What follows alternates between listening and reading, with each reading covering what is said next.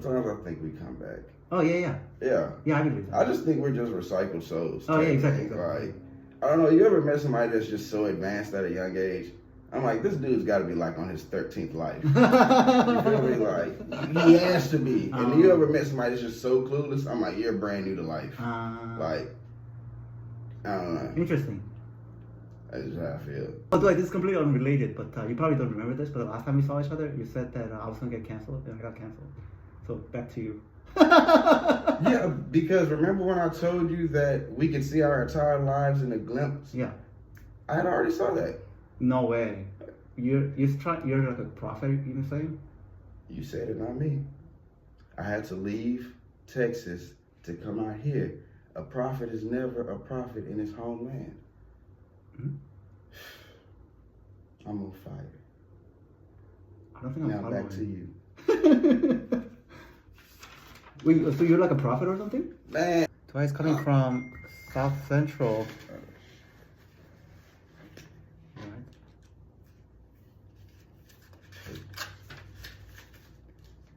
Oh shit.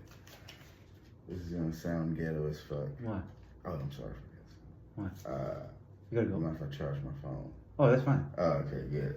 I have a charger if you want to use it. No, I have one. I just got off work Oh, really? and I literally didn't charge my phone at work. I wasn't busy at all. Just lazy. What do you do for work? By day, I'm a cook in a hospital. What? Really? Yes. That's awesome. That's how I got here, man. That's how I got to LA, was by cooking. What do you cook? I started off in seafood. Oh, really? Yeah, started off in seafood, like New Orleans style Cajun food. Oh, fair. Yeah. And then... That's awesome. Yeah, and then I started working at Whole Foods, like in the kitchen. I don't know, I never really had an interest in cooking. Yeah. I didn't cook growing up. I had 3 sisters and a mother, 2 grandmas. Cooking just wasn't an option for the only boy in the family, you feel me? Yeah. So first time I cooked was when I went to college. Oh. First time I washed clothes was when I went to college. Yeah. Yeah, I was like grown out the house before I washed clothes for the first time. But was anybody else a good cook in your family? Yeah, my grandmother is a nice. great cook. My sister, my mother. Oh, really nice. Yeah, great cooks. I don't know. I started off serving. That's how I got into the restaurant, was serving or whatever. And it was like a meltdown in the kitchen one day. Why? It was like a fight or whatever, so the executive chef had to step off the line and go handle that. Right. And I was in the kitchen or whatever, and I stepped on the line and started expediting. I don't know if anybody knows kitchen vernacular. Yeah. And I started just running the boards or whatever, and he was gone for a while, like an hour during the whole rush. And when he came back, the whole board was clear. There was no food on the line or anything. It was like, you did this by yourself? I was like, yeah. Oh, wow. Because I was a server, so I already knew the menu, I knew the items, so it was easy for me to plate up everything or whatever. And so he was like, come in tomorrow at 2 o'clock, start training. You got promoted. Yeah. That's pretty awesome. Yeah. So that was my introduction into the back of the house of the kitchen. And how long were you a server before you did that? Probably a couple of years. Oh, for real? Yeah. Dang. Yeah, I was a server at a restaurant. It was cool. Being a server is the best thing ever.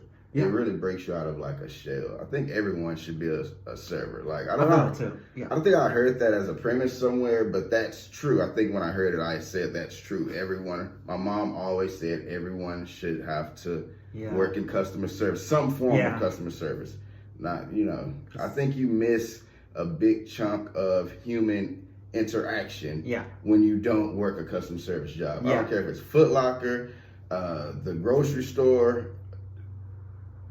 Telecorp, I don't care. You need to talk to people to get your social interaction skills up to date. Yeah, that's true. Yeah. Dwight, can I just close the door? Yeah. How dragged yourself at the gym, man? Yeah, I sprained it. It just went like this. Oh, okay, yeah. Put some What, ice on it. Yeah, I know. Do you enjoy cooking? Of course, yeah. I enjoy it. I enjoy it. I do. I talk shit. about everybody talks shit about their job or whatever, but you know, at the end of the day, I do love it, and it's how I found comedy. Oh, really? You know, yeah, I was working at a restaurant, an Italian restaurant. Where? In Houston. Oh. In Houston, Texas, and I overheard some of the corporate guys talking about opening a location in LA. Yeah. And they needed cooks to go out there and help train or whatever. Wow. And I don't know, because I was in a relationship too, like a 6-year relationship at the time. And I don't know what made me do it, but I was just like, I'll go. Wow. And they were like, you serious? I was like, yeah. And he was like, let me send out a few emails and make a few calls and I'll see what's up. And he came back in less than 3 hours and like, you're leaving next week. Wow. Yeah. This feels kind of like destiny. It's, dude, the story is crazy of how I even got to where I am now. It's crazy because it was almost like there was someone at every step kind of like opening the door. It was. Yeah. So, I think Chris Rock used to work at Red Lobster. Yeah, yeah. Which is not related, but. Unrelated, but hey, it's kind of something about the seafood. What are you doing stand-up in Houston before you left? No. Wow, no, that's amazing. I didn't start stand-up until I moved to LA. But why did you start doing it here? You know how you see those ads on Instagram that are like acting seminar, free acting seminar, just come on, sign up and come to the seminar. Yeah. I went to one of those. Or whatever. And wow. I signed up for the classes or whatever. And you know how you stand up and introduce yourself the first day, tell something about yourself. Yeah. And he said, tell something. The guy's name was Dustin Felder. Dustin Felder, acting school. He passed away during, you know, right before the pandemic type thing. But I told a story or whatever, and he laughed, which it wasn't a funny story. But the way I told it, he introduced me to something called misdirection. It was like the way you ended it, no one expected it. Nice. So I was unfamiliar with what I did, and he was like, hey, here's the thing. I've never done this before, but go do stand-up comedy. Wow. By Thursday. This was a Monday. He said, go do stand-up comedy. I don't care where you do it. Yeah. Just go and do it. If you haven't done stand-up comedy by Thursday, don't come back Monday. Okay. And I'll refund you your money. Okay. And I found... open mic? I Googled. Oh, wow. Open mic stand-up comedy, and I found one off of Ardmore Street, like Ardmore and Melrose. What was it? Someone's garage. Oh, really? I didn't even know. Wow. And I forgot the list. It was a list that used to come out for open mics or whatever.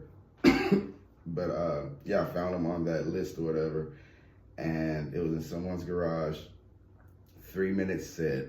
I look at it now. Oh my God, it's cringy. Really? It's so good. It's so bad. Did you record it? Yeah, I did. Of course, I recorded it because I had to show him. I sent it to him. And the craziest part is he died right after that. Oh no.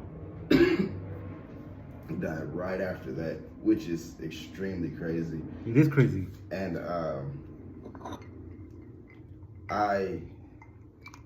what bothered me about that was he never got to see me actually do it. Like, you know, besides the video I sent him of my first, which is kind of, now I look at it as like a blessing because I sent him my first ever stand-up set.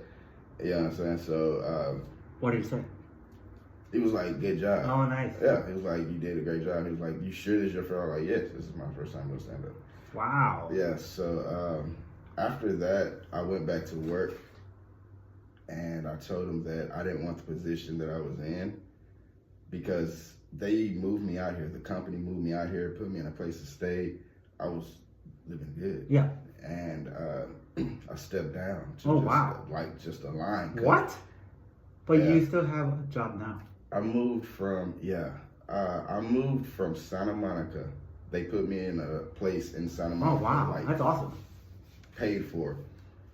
once I stepped down from that position, they were like, they let me stay there for 5 weeks because they were like, you're going to change your mind. This is LA. You don't know what you're doing. And I was like, nah, I want to do stand-up comedy. And they was like, no, Dwight, like, listen to us. Like, you're going to change your mind. This is LA. And I was like, nah. And they were like, all right. So they let me stay there for 5 more weeks after that. And I moved to Crenshaw and Slauson after that. And I was like, oh, this is LA. Because before that, I had never really gone past certain areas. Yeah. And once I got to Crenshaw and Slauson, to be more specific, Bryanthurst and Hyde Park was, it was a pretty rough area. And, but it taught me a lot about LA really fast, you know, and the do's and don'ts. I didn't have a car anymore. Man. They had a rental car for me. I didn't have a car anymore. So I'm taking a bus and then the train, because I was just taking the blue line to Santa Monica. And I remember I met a girl named Cassie Dang at the Comedy Store. At the Comedy Store in West Hollywood. And we sat I was sitting there watching shows in the belly room. And she sat next to me and she kept looking at me. And she asked me, she was like, do I know you? And I was like, no, I'm new. Like, I just moved here. She was like, man, you look familiar. She was like, are you a comedian? And I was like, yeah. Mind you, I wasn't a comedian at the time. And I was like, I don't know where this came from, but I was like, I'm going to be the greatest stand-up comedian of all time. Oh, my God. And she looked up at me and was like, you know what? I believe you. And it was from that point forth, I just kept, like, just open mics. Like, wow. When I first started, my first 4 years. 2018? Yeah. My first 4 years, I'd open mic probably 4 to 5 mics. Holy shit. A night, 7 nights a week. What? 4 to 5 a night? Yes. And I had a kid. Oh my God. Yeah. I had my son in 2018. So, yeah. You're not making this up? No. You were doing like 40 a week? Yeah. Holy crap. It was expensive. Dude, I'm going to be honest. 10,000 hours, $10,000. It's going to cost you some way to get good at anything. It's going to cost you. And because open mics, like once you move to that slotted system, it was so easy to just sign up. Yeah. It was so easy. And then I had a car. Well, I was driving my baby mama car at the time. And so I had a car now, so I could just, I'm out. And me and my girl met, like, January 2017 or whatever. Man, she was pregnant by, like, May or something. May or June. And, like I said, I had a son. I didn't realize how, like, at a point, to get great at anything, you have to be selfish. And getting good at something is going to cost you something. You know what I'm saying? I was just fortunate enough to have a really good partner who saw the vision before I saw it. You know what I'm saying? Like, she was kind of the one pushing me, like, along when, I'll tell you a funny story. I never told anybody this. After a few months of doing stand-up comedy, I started doing, like, monologues. So I was like, oh, I want to be an actor. I'm going to be an actor. I see everything before it happens. Like, I see it happening. I already have my Oscar speech ready. Like, that's how. Wow. Yeah. And, but I think you wanted to be more of a, no? You want to do both? Yeah, of course eventually I want to do the whole Jamie Foxx thing. Oh, wow. Man. Yeah, I don't see myself as a comedic actor. I really believe I can cross over to, like, drama suspense type, you know. But so I started trying to get into monologues, like, and I found a open mic, but not a stand-up comedy open mic, like a poetry slam kind of singing open mic, and I could do monologues there. And dude, I signed up. I was so scared. I was so scared to Why? do mine because I had a fear of public speaking. Oh.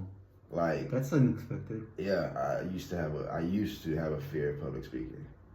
And she pretty much forced me to go up there and do my monologue. And after that, it was like nothing could really stop me. Like, I just wanted to get up on stage everywhere. Like, and like I said, it cost you some things. I remember, I think I missed my son's like 3rd or 4th birthday because I was at a show in New York and I got snowed in because my son's birthday is in January. So my flight was supposed to leave the day before his birthday, you know, whatever, and blizzard comes. I'm there for 3 days extra, like, so I miss his birthday after sing happy birthday to him with the rest of the family on FaceTime, which I'm grateful for FaceTime, you know, period. But just you can't be there. And where were you getting up in New York? It was at a club it was in Plainfield, New Jersey. I just stayed and flew out of New York, but it was in New Jersey. Nice. Yeah, called Argus. Yeah. Oh. But it was a showcase. Nice. Yeah. And once I started realizing it's gonna cost you something, like I don't think a lot of people have that drive. Yeah. You have to have that drive. Yeah. And I'm gonna be honest, you just kind of got to be lucky too. Yeah. It's a lottery. What do you mean? Just life, period. You feel me? You mean getting famous? Getting famous is a part of life. It's a lottery. You gotta get lucky. Well, it sounds like you worked hard for that. Yeah, working hard is a lot of it. But sometimes it doesn't even happen even if you work hard. Hey man, it's life. It's life. I'm pretty sure there's people that outworked people their whole life. It's just. Well, what do you? Can I ask you a question? What? After death, what do you believe in? Kind of afterlife that we like our like spirit like lives on, like because like God is like always watching the kind of stuff. Well, I feel you. I'm not sure what you believe in. Why did you ask me that? Sometimes I think we come back. Oh yeah. Yeah, I believe that. I just think we're just recycled souls. Oh yeah, exactly. Like, I don't know, you ever met somebody that's just so advanced at a young age? I'm like, this dude's got to be like on his 13th life. You feel me? Like, he has to be. And you ever met somebody that's just so clueless? I'm like, you're brand new to life. Like, I don't know. Interesting. That's just how I feel. What's your star sign? Do you believe it? You mean like, what's my zodiac sign? What's your birthday? A Taurus? Yeah, my birthday just passed. Oh, happy birthday. Yeah, thank you. Oh. I don't know why I asked you that. But... Yeah, it's all good. People ask people that question all the time, but have no idea why they ask you that question. It's like, I just want to see how I can judge you right now. If you say Gemini, bro, I know you fucked up in the head. Wait, Dwight, but it sounds like you realistically didn't have to quit that good job that you already had. You could have. It was the hours. I was doing like 15 hours. Oh my god. Okay, that makes sense. Yeah, in the kitchen. Yeah, that makes sense. Yeah. Oh man. And then I started staying with my girl or whatever. We had a kid. Living the dream, man. Living an open mic dream. Dude, I will be honest, last year was the first time I ever got in the green as far as stand-up comedy. Before that was literally, dude, congratulations. Because I had a job, like a decent job, so I could afford to do open mics. And I'm going to work at like 4 a.m. Oh, wow. So I'm off by 1, so I have all this time to do whatever, zero sleep. Yeah. And wow. So yeah, I can literally tell you, you're paying a few grand a year in stand-up and open mic. Easy. What, does your girlfriend work though? At points she does. Okay. But nah, man, she just at the time like a stay-at-home mom. I got a 2-year-old. I got a 7-year-old and a 2-year-old. Oh, I didn't know it. Yeah, but she's a chef as well. Oh, no way. Yeah, she's a chef. So that's cool. Yeah, I got a 7-year-old and a 2-year-old. It's 2 boys. 2 boys? Yeah. I love them to pieces, man. The 2-year-old's a monster. What are their names? Hiram. Hiram? Hiram. Mm-hmm. Well, some people may pronounce it Haram. Haram. Yeah, but I'm country from Texas, so I'm gonna say Hiram. My grandma say Herm. The Herm. Yeah. And Dwight the third. Oh, really? Yeah. Are you the second? Yes. Mm. He's the third. It's when you get that third by your name, it's a proud moment. Because that means you knew your dad and your dad knew his dad. In the black community, that's special. Why? Hey, especially if you get the fourth. When you get the Dwight the fourth, you're like royalty. That's 4 generations of knowing your daddy. Oh, like knowing him like as a daddy? Yeah. Without him going somewhere? Can't nobody be like, did you have your daddy in your life? Of course I did. I'm the fourth. I didn't know that. But now you know. Wow. Were you always artistic as a child? I was that child. So my dad died when I was 1. And he died in Germany. So I was born in Germany. Why did he die? Shit, man. I don't know, man. No, they say a brain aneurysm. Oh, shit. But sometimes I think he died of a cocaine overdose. Oh, God. But I was 1. I didn't know him. How about, so you grew up with a single mom? Yeah. Well, I had a stepdad for... Oh. Yeah, I got a stepdad, which I known him since I was like 6 or 7. Yeah, but I'm going to be honest. The first day my mom introduced us to him, my sister was like, DJ don't like him because he ain't our daddy. So... Who's DJ? I'm DJ. What's Dwight Jr. Oh, yeah. Nice. So she forced me not to like him from the jump. But nah, he was I love him, man. I love him. He been in my life ever since. Oh, wow. Yeah, I got 2 little sisters or whatever, so I had to love him. You have stepsisters? Well, we grew up in the same house. Well, I had 2 little sisters. Oh. But yeah.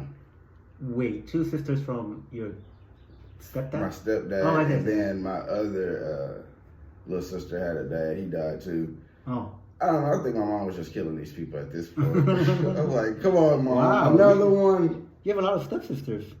Well, we grew up in the same house. It wasn't like they lived in the same house. So, black people, here's another black tip. Even though we got to say a different daddy, same mama, that's not our stepsister. That's still my sister's Oh, sister. really? Oh, yeah, I didn't if we understand stay in the same house. If you live in another house, then I don't know. I see. Yeah. Huh. Are you the oldest? Second oldest? Yeah. Me and my older sister had the same father. Then he died or whatever. And then my other sister, my younger sister, her dad died. And then my little younger sister, he's still alive. He beat the Matrix. What do you mean? But he's still alive. But my mom died, so she didn't really? beat the Matrix. Why did she die? She died in 2012. Why? Breast cancer. Oh, no way. Sorry. Yeah, man. No, mom still got all the merch. All the breast cancer merch. T-shirts, license plate holders. Where's your older sister? Houston? She's in Texas, yeah. Do you see her? Yeah. I'm seeing her next month. For like Thanksgiving and Christmas? Nah, I'm gonna go to Texas for a little bit. Wow, you kind of have a tumultuous childhood. Yeah, man, that's only by the age of 3. Huh? I'm joking with you, man. Do you think you have a lot of trauma maybe that impacts you? Yeah, but I refuse to go to therapy. I refuse. Okay, well, yeah. Yeah, nah, I ain't going to therapy. I'd rather join a gang than go to therapy, man. Maybe it's helping you comedy?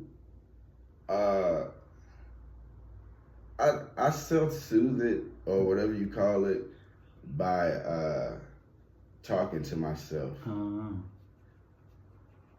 and making everything funny. Yeah. So. That's awesome. Yeah. Is it? Yeah. Okay. Does your wife think you're funny? Yeah. I think my girl's funnier than me. How about your sister? No.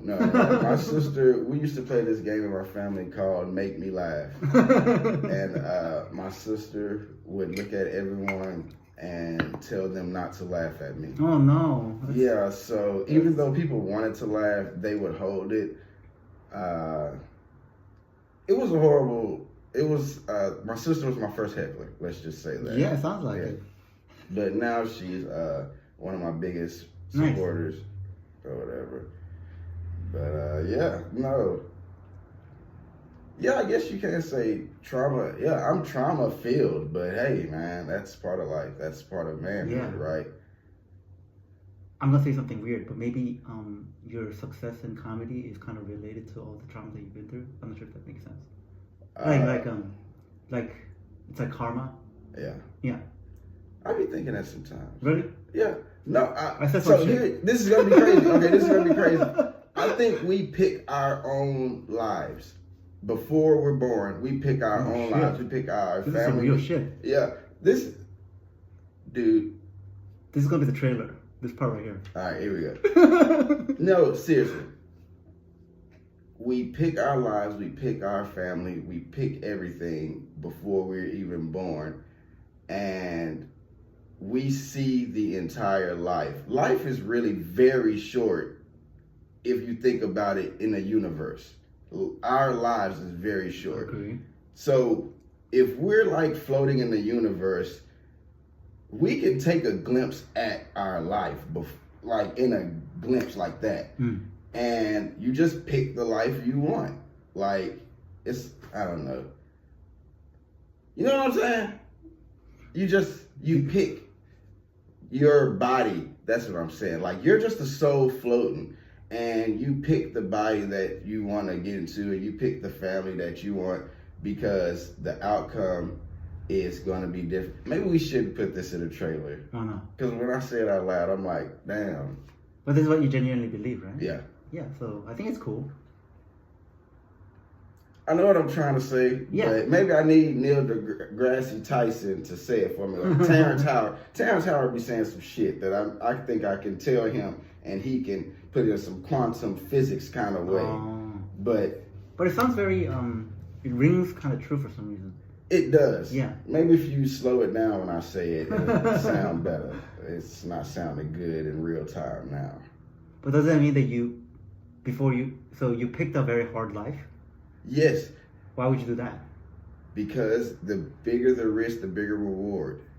Oh, you mean you could have picked an easy life, but then you wouldn't have been doing comedy? Yes. No. Oh, you really? Yeah. I literally could have stayed a chef and been well. Ah. But no, I put myself into the fire and was like, nah, I didn't choose that life. That life chose me. Boom, put that in the trailer. I just felt like doing that. But that's a very spiritual thing that you're saying, Dwight. So you mean that you picked it before you were born? Yeah, we all do. But that doesn't but we were a little Nah, man, you're thinking of it from a human brain aspect. Think it from here, in your soul, bro. Your body is just a shell. It's just you're really a non-controllable player, bro. You're an NPC or whatever it's called, NPC. Are you Are you Christian?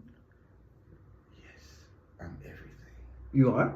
Yes. Oh wow, we're all everything. That's awesome. We all literally. Some people very conservative Jehovah's Witnesses around here. Okay. No, it's refreshing to hear you say that you are, you're very open-minded. Yeah, I'm open-minded within my boundaries. What do you mean?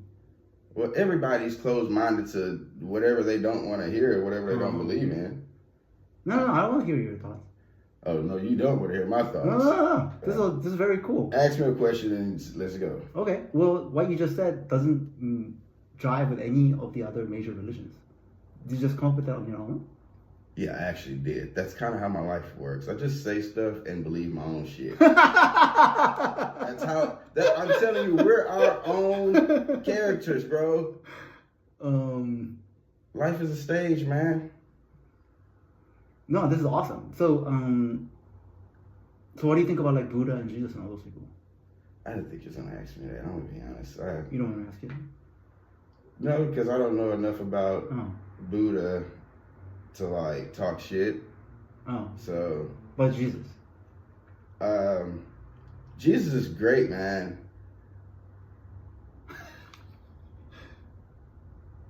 No comment. Jesus is awesome.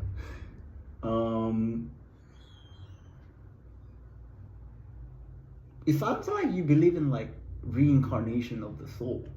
If that's what it is. Huh. But we just put words to it, man. You gotta think. We didn't have words at a point in time, man. We just live by vibrations and frequencies. Oh man, you're not believe the same words thing. Messed us up.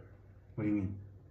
Because it put us in like positions of competition and derogatory words, and then it gave us classism and socialism. Before, man, we was just living life. Everybody shared and gathered together. Yeah, it was a hierarchy because that's just how some things have to work.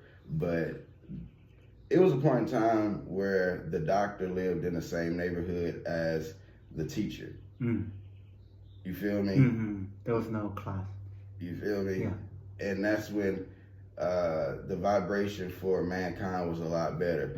Minus a few wars or whatever, but overall, the world was a lot better. Minus a few bad people. We know who they are. Now everybody's a bad person, bro. Now everybody's a fucking group. I got kids. Group. Despicable Me. Oh. Yeah. Oh. He's a villain with a good heart. Okay. Oh, you mean everybody is a villain with a good heart? Yeah. Why? Do you do bad shit sometimes? No. Yeah, you do. I don't. You do some bad shit. Like what? I don't. That's Everybody does bad shit. I'm not saying like bad as in unalive someone, but like you ain't never took. Where do you work? I got laid off. I was working in a technology company. Okay, right now you're scamming the government on this unemployment. You're a bad person. I guess. Okay then. Oh, Dwight, this is completely unrelated, but you probably don't remember this, but the last time we saw each other, you said that I was going to get canceled, and I got canceled. So, back to you. Yeah, because remember when I told you that we could see our entire lives in a glimpse? Yeah. I had already saw that. No way. You're like a prophet, you can say? You said it, not me. I had to leave Texas to come out here. A prophet is never a prophet in his homeland. I'm on fire. I don't think I'm now back to you. Wait, so you're like a prophet or something? Man, everybody's a prophet. You already saw your own life. I did? Yes, everybody's a prophet. If you have a soul, if you're breathing, you're alive, you're a prophet. But I don't know how it's... You're in control of your life. Your words are the most powerful thing that we have. You feel me? That's why they say the tongue is a sword. It's just depending on how you use it, you feel me? Or you lose it. That's why you gotta see it before you can be it. Right. I had to see myself on that stage. I had to see myself in the arenas. I have to see myself meeting these people and doing shows with these people. I see all of that before. I see myself on stage before I'm on stage. I saw myself at the Laugh Factory before I did my first show at the Laugh Factory. You feel me? But you have to see it and have the same emotion as if you're actually there. You feel me? Yeah. You have to have that anxiety. You have to have that relief of killing it. Yeah. You have to, never see anything negative. Never see anything negative. Not saying don't be precautious, but just don't, because that'll mess your frequency up. Your broadband, man. You feel me? You don't want to mess up your connection. Well, it kind of sounds like you're saying that you saw it.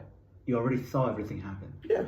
But you mean before you were born, or like you like visualized it before it happened? Before is the whole snapshot. And as you're living your life after you're born, man, that's what your dreams is for, man. When I dream, man, I just live out my next day in my dreams. Right.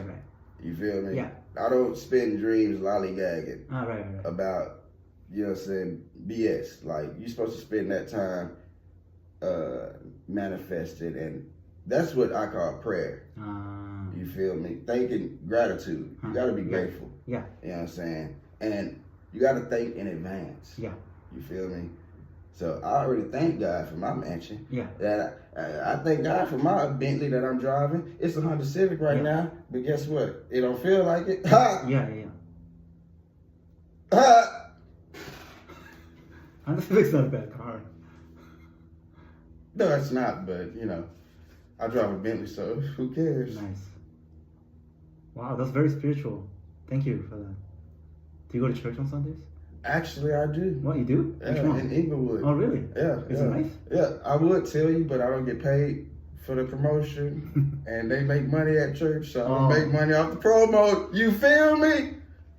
What kind of denomination? Baptist. Nice. I gotta stay around black people on Sundays. Right? Some people doing too much crazy stuff on Sundays in groups of people. The black church. Do you like the church? Yeah, I like the music. Nice. And I like the preaching. But I like the music. That's where I focus. That's why I'm awake during the music. Nice. You know, once the preaching gets to happen. Do you sing? You have a good voice. Yeah. No. I have a horrible voice, but I sing for the Lord. Yeah, you feel me? No, I don't. I don't sing.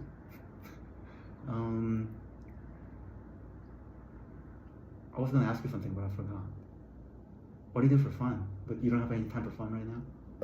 Shit. My free time and fun is with my kids. I tell people all the time, man, life don't start till you have kids. Yeah. You feel me? Life don't start till you have kids. I thought I was living. Nah, you having kids and my son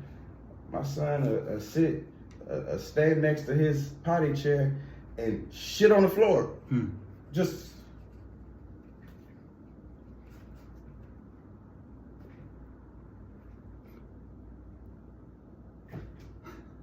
but he's two. Right. Are you good friends with like Fraser and Dan Green? Yeah. Oh, nice. Isn't Griffin James getting booked a lot there too? Yeah. Are you good friends with Griffin, my boy. Nice. Yeah. I was gonna ask you something. Oh, do you like white people? I love everybody. What kind of trick question is that? Well, if you go to a black church. Oh, so you don't like Asian people? Well, you go to a black church, so maybe I thought that was the reason. Yeah, I grew up in the suburbs, the original suburbs, where it was a white town first, and then all the white people moved north, and the uppity black people moved in. I see. I was part of that wave. You feel me? Yeah. Were you one of the uppity black people? Well, you can kind of say that. I always been rich in my head. You know what I'm saying? And that's generational. My mama was rich in her head. And, you know what I'm saying? And saying that's just how we do it. That's how black people spend too much money because we rich in our head. You feel me? Besides Jamie Foxx, are there any other celebrities that you admire? Shit. I mean, I admire everybody. Right. I would be honest. I admire. If you out there doing your thing and you getting shine and you not sinning, you feel me? Because sin is just not living in your purpose. You feel me? When you're not living in your purpose, you sinning, and that's what you need to repent from. So everybody that's living in their purpose, doing what they love to do and want to do, as long as it's within the law, I'm fine with it. You feel me? But it's got to be within the law. I don't want you loving everything. It sounds like you like Donald Trump. I love everybody. Donald Trump doing his thing. He said, I'm going to be president. He said how many years ago he said he was president? Like in 1999, he was like, man, I'm going to be president. He doing it? Nah. You got it. He's not the best. It don't matter. It don't matter about being the best. Oh. That's what man, it's not about being the best, it's about being seen. That's it. That's it. Man, everybody ain't getting into heaven, but you know who's getting into heaven? The people that showed up. You feel me? It's gonna be a fight to get in heaven. Yeah. It's gonna be a third of the people trying to get in. That's gonna be a slugfest. It sounds like you've been through a lot here in the LA scene. I've been complaining a lot. Do you have any advice for do you get along with everyone? You been complaining a lot, it's really like. Man, no, man, you shouldn't be complaining, man. Yeah. Because complaining means you're ungrateful. That means you're ungrateful. You want some complaining? Go down to Children's Hospital. That's the people that's complaining right there. Them parents is complaining. What you complaining for? Well, I've been trying a lot for like 3 years, and then I never A lot. I never got past it. Man, you realize it's people that they wandered through the wilderness for 40 days, 40 nights, 40 years. You feel me? It's, man, Harriet Tubman had a pistol, and she was trapping people for how many years? 13 years or something like that. You talking about 3 years? That's true. How long did it take for you to kind of get it going? I mean, I'm special, but I mean, I had the juice after day one. You feel me? But nah, I honestly say like 5, 6 years before you start seeing. Like, of course, I had people like introducing me to the right people along the way. But as far, it's gonna take time to just find you though. Like, I used to hear that all the time, like, oh, find your voice, and I'd be like, man, I got my voice. And when you start to kind of try to find your voice type shit, you'll be like, oh man, I was trash back then. You feel me? But do you think that everything is fair here? Like, everybody's nice and everybody plays by it? I think I probably said like 30 minutes ago that life ain't fair. You chose it. You got the tools to pass the test. You really got the tools to pass the test. Your soul is equipped with the tools. You know that, right? You're just refusing. Man, I'm gonna tell you this. As soon as you let go, lose control, you'll gain control. That's all you gotta do. You gotta let go. You trying to control the narrative. Nah, that ain't how life work, man. You mean life isn't fair? Nah, life period. Life, you can't control the narrative of life. You can put in motion what you can put in motion, but a lot of shit just out of your hands. Wow. How do you know all this? Because I was here before, man. Yeah, man, I'm on life too. What were you in the previous life? Oh man, I was a superstar. Really? Yeah, I was a superstar. That's how I already know it's a blueprint. I'm just following the blueprint. I'm just taking a scenic route this time. See, last time I was a child star. Then I was like a teenage star. Then I was like a young star. Then I was like a middle-aged Denzel Washington. And then I was like Morgan Freeman star. So this time I'm taking a scenic route. I'm trying to be a father and like do this and do that. And then like, oh, okay, now I'm ready to be a star now. So here I am. Were you a comedian in your previous life? Man, I was entertainer. Yeah, man. Sammy Davis Jr., man. Entertainer. Nice. Yeah, I was everything, man. Yeah, so I was gonna say Bill Cosby, but I don't think I want to use him as a reference. Why was Bill Cosby in his previous life, everyone? Man, he was a doctor. He was a doctor. Who? Bill Cosby. Yeah, I used to watch him a lot growing up. Yeah, you think people just get ideas out of nowhere? They come from they bring them ideas from their previous life, man. You see inventions. Do you see inventions and be like, man, how did they invent that? Man, got that from their previous. Oh wow, that's crazy. Come on, man, you gotta think about it, man. Like generational knowledge. Yes. Man. You exactly what your parents is. If your parents are smart, you smart. If your parents are athletic, you athletic. Your parents is trash, then guess what? Not saying you're gonna be trash too, You just have to work really, really, really, really hard not to be.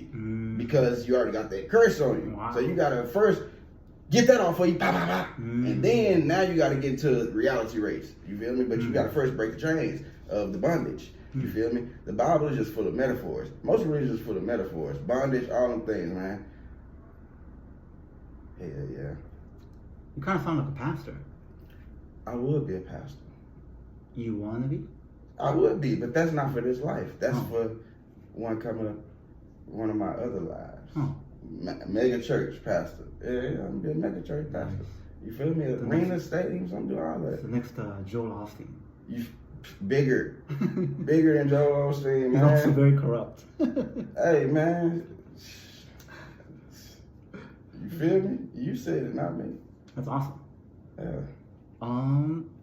Dwight, thank you so much for being here. If you could talk to yourself from 5 years, 20, 30, 30, if you could send a message to you for Dan, what would you say to him? Get the green Bentley, not the red one, man. I'm sure I will see you in that green Bentley. I'm sure you will. You know what? What color you want? My car or your car? Nah, what color Bentley? See, you messed up. See, right there, you just had a Bentley. You just dropped it. You just fumbled with the Bentley, No, man. I want a blue one. All right, man. I got you on the blue Bentley, 2033. 2033. If I'm worth $100 million, I got Terry Boo on the blue Bentley. Nice. Wow. Terry gonna pull this video up in 5 years in court. Yeah, I'll send it to you. In court. Dwight is some kind of a prophet. That's what I learned. Prophet and a... Man, we all prophets, man. Man, that's crazy. So do you have to go? Or... No, I'm chilling. Cool, nice. Yeah, so I'm gonna stop complaining. I guess you went through all of the same thing and you still kind of like made it through this. Man, listen. It's like... I done buried my daddy, I done buried my mama, I done buried my 2 little sisters. Okay. And every day I smile. Oh, nice. You feel me? Oh, yeah. I don't complain. Mm-hmm. You don't let shitty people bother you. I don't complain. Don't complain, because you're showing the universe that you're ungrateful for your current situation. This is something my grandfather always told me. If you was in a room full of people and everybody threw their problems in the air, I guarantee that you'll pick yours up. Meaning, if you're in a room full of people and everybody threw their problems on the floor, you'll pick yours up. Because you don't want to go through what somebody else is going through. Yeah. That's why you shouldn't complain. Oh. You feel me? Because I don't know what everybody else is going through. It ain't just that. It's just that when you complain, you're affirming the negative. You're affirming the frequency that you're in. Yeah. Your brain doesn't know what to do. It's only told what to do by your subconscious. Yeah. Your subconscious is what's influencing everything in you. Yeah. If you have a weak link in that, then you're gonna like succumb to a negative lifestyle, because what you believe is what you see, and you're just gonna see a bunch of negative stuff. We can both drive down Los Angeles Street in downtown. Some people will see junkies and trash all over the place, and somebody else with a positive mindset will see beautiful real estate, flowers. Right. You see, Yes. But it's just literally what you think. Yeah. It may not be coming out smooth, but it's almost like peanut butter. It's a little crunchy, but it'll get there. Wow, you must be a very healthy mental health wise, because I feel like a lot of people get depressed and like suicidal because nothing's happening. No, I ain't gonna say I ain't went through my shit. I'm human too. You feel me? That's why God sent Jesus down here. Is to show us mortals that we human too. You feel me? We feel pain. We make mistakes. You know what I'm saying? I done had my depression. You know what I'm saying? I didn't question God. Like, when my two little sisters died, like, 4 years, it'll be 4 years this summer. Yeah, in an accident. Dang. And man, you have a lot of death in your family, man. Yeah, you feel me? Now me and my older sister be looking at each other like, shit, which one of us next? We like our family final destination. You feel me? I can't be driving behind no trucks with no laws on them. I'm like, nah, I know how this story ends, bro. Yeah, I'm gonna get over here, this slow lane. But nah, man, that's all right. But it's a lot of death, but it's a lot of guidance that I have, because your ancestors guide you through your life. That's kind of like your gatekeepers type shit, or I ain't gonna say your gate unlockers. There you go. You know what I'm saying? The people that passed on, and you have to like keep them. You ever seen the movie Coco? No. Man, I got kids, that's why I be watching that. But man, I'm gonna be honest with you. A lot of Disney movies, the Pixar, whatever you want to call them, they be having them keys in there. It's gems in them, man. Oh yeah, I know. Yeah, that's true. You gotta watch the movie. That's. The wild thing was very good. It was, man, like, because like in the Hispanic community they have a thing called ofrenda, and it's where they have like a shrine, I guess we would call it, where they honor their people that's passed on into the next life, and they cook their favorite foods, they play their favorite music. And it was one guy, I think his name was Ernesto. At least you know I watched that movie way too much. His family didn't like put his pictures up and do any of that stuff, so he started to fade away because he was being forgotten. And so a lot of times I feel like we can't forget our ancestors because we need them to access our journey. We need them. I don't know. Like I said, I don't know how this is sounding coming out my mouth, but sounds good to me.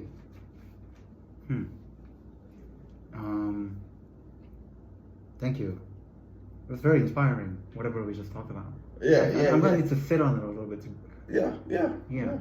I like how you just threw to whatever we was talking about. Like I'm just Kanye right there. You was like, we're gonna need time to digest this, everyone. Yeah. Oh shit! What the fuck happened here? Ah, damn it. Are you serious? When did it stop? Ah, fuck. Damn it! Oh my god. Are you serious? Did you notice it when it stopped, right? No, I didn't know.